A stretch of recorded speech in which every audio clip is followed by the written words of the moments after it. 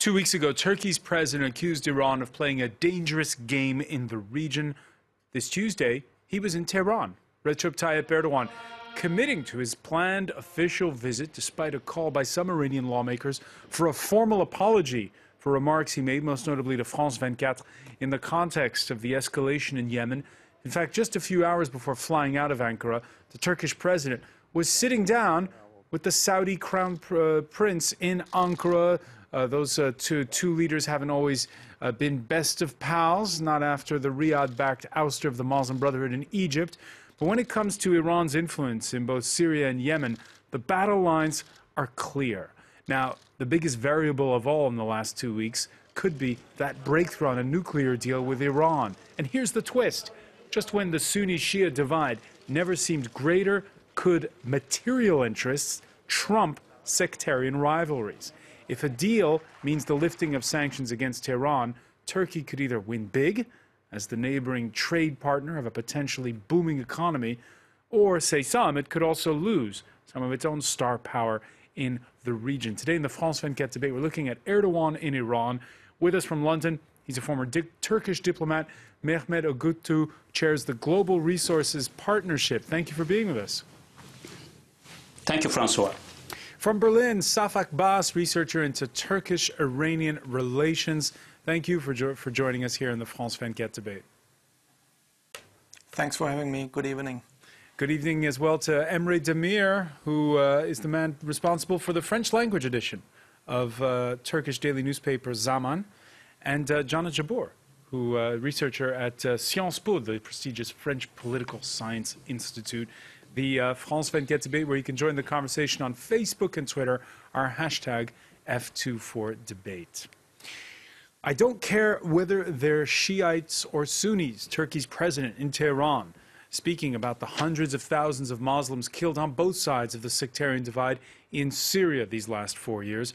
Recep Tayyip Erdogan at a press conference that punctuated his official visit to Tehran this Tuesday.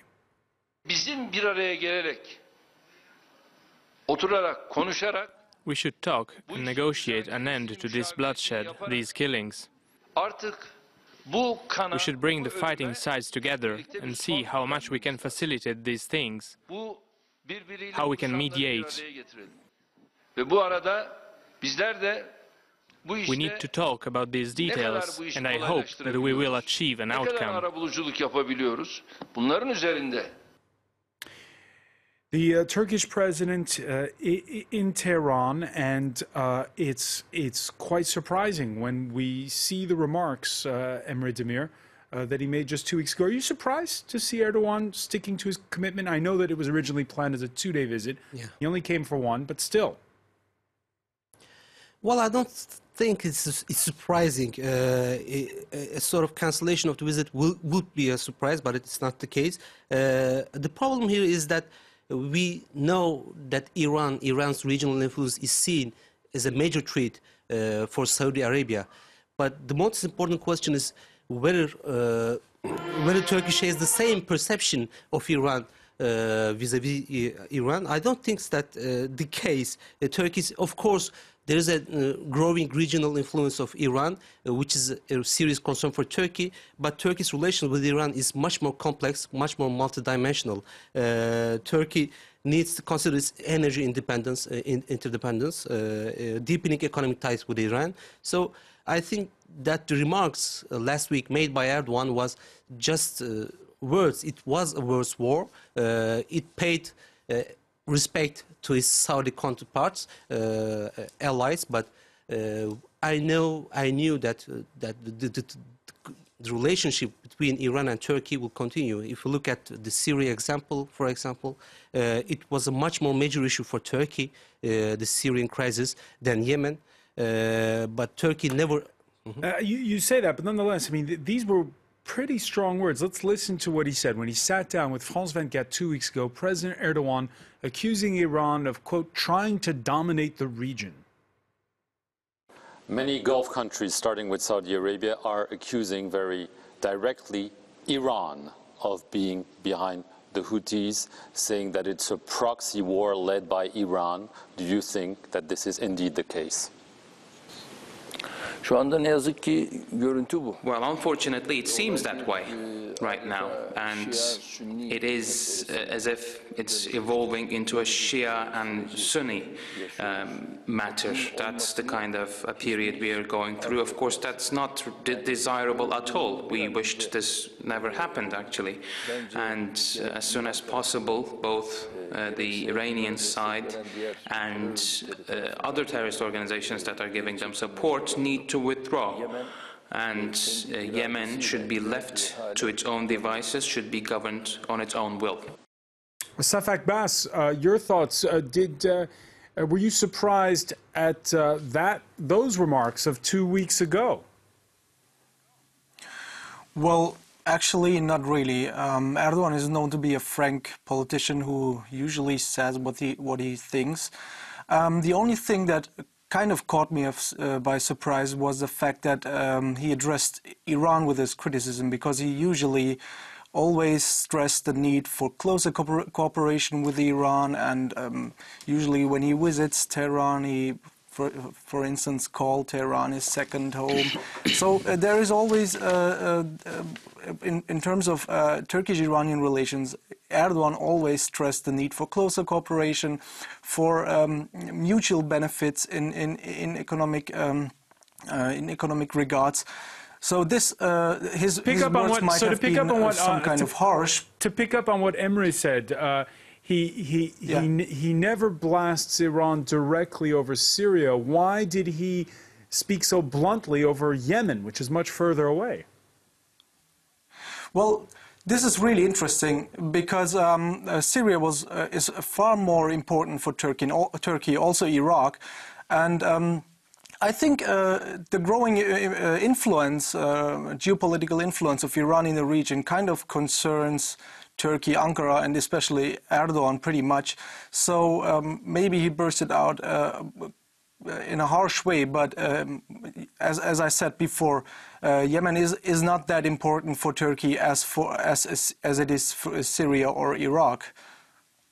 All right, so it's basically the fact that it's adding, it's one more in a steady drip. Is that the way you read it, John Jabor? Exactly.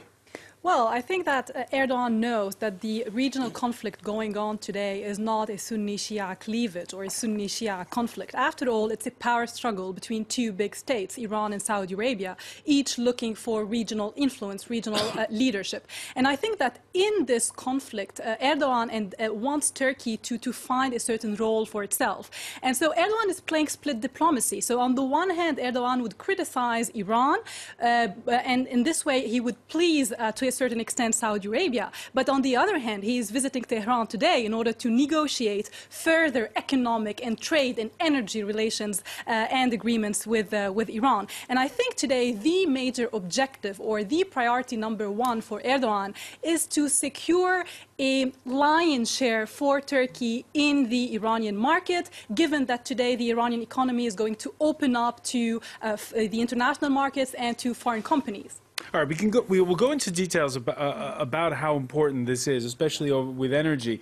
But could it also be seen, Mehmet Oguktu, let me ask you, is it the start of a new, more pragmatic approach when it comes to Syria, where Erdogan has always been accused of being more ideological than even his own citizens at times?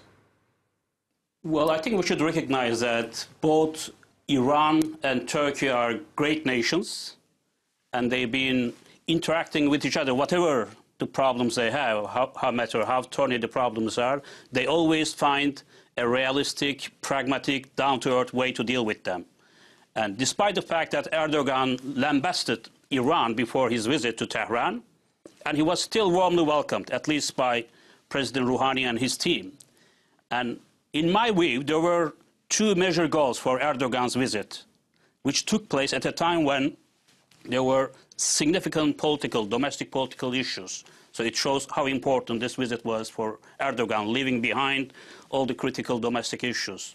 One is bilateral relationship agenda, which includes expanding the trade, opening new routes, especially in terms of trucks transiting. Iran is having problem. The energy, of course, with the sanctions being gradually lifted, energy will emerge as a #1 priority for both nations. and the security and other issues as well. But beyond that, the regional agenda that most of the preceding speakers alluded to are very important. Although Yemen came to the forefront and is far away from Turkey, we recognize that. But it is an issue which is very close to the hearts of Turkey's Gulf allies, Saudi Arabia and other GCC nations. And the relations between Ankara and Riyadh was not at its best until recently because of Turkey's support for Muslim Brotherhood. We know that. But now Turkey is trying to improve this relationship. And Yemen comes in connection with this. And also, as you mentioned at the beginning, the Deputy Crown Prince and Interior Minister Nayed, he was in Turkey a couple of hours before Erdogan departed for Tehran. So clearly, he carried some messages from Saudi rulers as well. And Syria, for Turkey, is a #1 regional trouble, to which it contributed as well. So are we seeing the new Erdogan, who's now playing the mediator between... Are you saying that he's now playing the mediator between the Saudis and the Iranians? I don't think that they need any mediator, but he is passing his own messages, as well as the messages coming from the Saudi rulers, with whom Erdogan is trying to forge a more friendly relationship than before. Because Turkey lost most of its allies in the Middle East and the Gulf, as you know, after the Arab Spring. Turkey has no ambassador right now in Israel, in Libya, in Syria, and Egypt. So Turkey is trying to re-engage with the region, and recognizing also that Iran is coming back to the international community as a responsible player. Turkey wants to seize this opportunity for a number of reasons. Let me bring in Safak Bass on this. So do you agree it's a case of Turkey's had its comeuppance in the last couple of years and is now having a rethink, being a little more pragmatic, a little less ideological? Well, I agree, definitely. I mean, Turkey, as Mr. Ucu already mentioned, Turkey lost most of his allies during and after the Arab Spring. Maybe, or probably, they recognized that they had pursued some wrong foreign policy strategies, and they tried to re-establish some of the lost connections and relations in the past. And Riyadh is especially important for Turkey, since there are a lot of economic issues within the relationship with Riyadh, and they try to re-establish a good relation with the Saudi rulers. So yeah, I think they try to figure out ways to change their foreign policy strategies, which will be advantageous for Turkey in the future. So, Janet Jabbour, we're more confused than we were at the beginning of this conversation. So Turkey pulling closer to Saudi Arabia, putting aside the bad blood over the ouster of the Muslim Brotherhood in Egypt, and yet making this trip to Iran. I think Turkey, as your guest just said, Turkey is in a situation of, let's say, strategic predicament in the Middle East. It has zero neighbor without problem. To quote Ahmed Davutoğlu, who in 2002 said we want a region with zero problem with our neighbors. What's interesting to see is that Turkey today is realizing its strategic predicament in the region and is trying to build relations with all regional players. Now, something very, very interesting that maybe we did not tackle in this conversation is that Erdogan said we're going to provide logistical support to Saudi Arabia in its operations in Yemen. But what do we mean by logistical support here? What kind of logistical support? And something else, is Saudi Arabia really in need of logistical support, or is it in need of military support? I think that Saudi Arabia is in need of military support, which Turkey is not providing, which means that Turkey is actually simply playing split diplomacy, as I said. It's just trying to please everyone without committing itself to anything. All right, well, somebody who's got hopes Go ahead. Yes, could I say a few words here? I think Turkey has a special relationship with Yemen. We have to recognize that. And today there are about 30,000 Yemeni Turks living in this country. And Turkey also provided a significant amount of development assistance over the past decade to Yemen. Therefore, Turkey's involvement in Yemen is not only as part of supporting Saudi bombing strategy. Of course, one element is not to allow Iran to expand its sphere of influence in the region so that it contains somehow Saudi Arabia and creates another bargaining chip in its hands, but also very honestly and sincerely helping the Yemenis, to which it has very significant historic and also human links. I think we have to make this point also clear. It's not only as part of a geopolitical bargaining game. It is sincere support for Yemenis, where Turkey has a significant presence already in many ways. All right, lots of reactions coming in. And Navid on Twitter, Erdogan's Iran visit is the most high-profile peacemaking bid in Yemen thus far. Turkey has taken the message to the heart of Tehran. Now, Pakistan, which has been asked by the Saudis to dive headfirst into the conflict, it's hesitating. And it was interesting to hear this Tuesday the Prime Minister, Nawaz Sharif, praising the Turkish president for keeping his date with the Iranians. Iran should also think about its policy on Yemen and evaluate whether this policy is correct or not. Today, Turkish President Erdogan is holding talks with the Iranian president. I am expecting that by tomorrow he will be able to get back to us about it. So, Emre Demir, what will President Erdogan have to report to Nawaz Sharif? Well, it is clear that a lot of Sunni countries, Pakistan included, is strongly worried about Iran's influence. If we look at the regional setting. But happy to see Erdogan in Tehran. Yeah, but honestly, I think that we've seen Erdogan's strong rhetoric against Iran, and I think all of the words are full of hot air. It doesn't mean anything, I think, regarding to Iran. Erdogan was merely paying his respects to Saudi counterparts. He's trying to ally to form some new alliance. For example, last week Turkey sent some strong messages to Israel to start a new dialogue for starting a new dialogue with Israel. So Turkey is pretty much isolated and is trying to please everyone in the region. It's trying to search some new allies, including maybe Sisi of Egypt. We don't know yet. But with Iran, Turkey cannot risk any kind of conflict, direct conflict. Iran too. So each two countries are dependent to each other. So they can dependent to each other. We're going to pick up on that point and see what can actually come out of this meeting when we come back. You're watching the France 24 debate.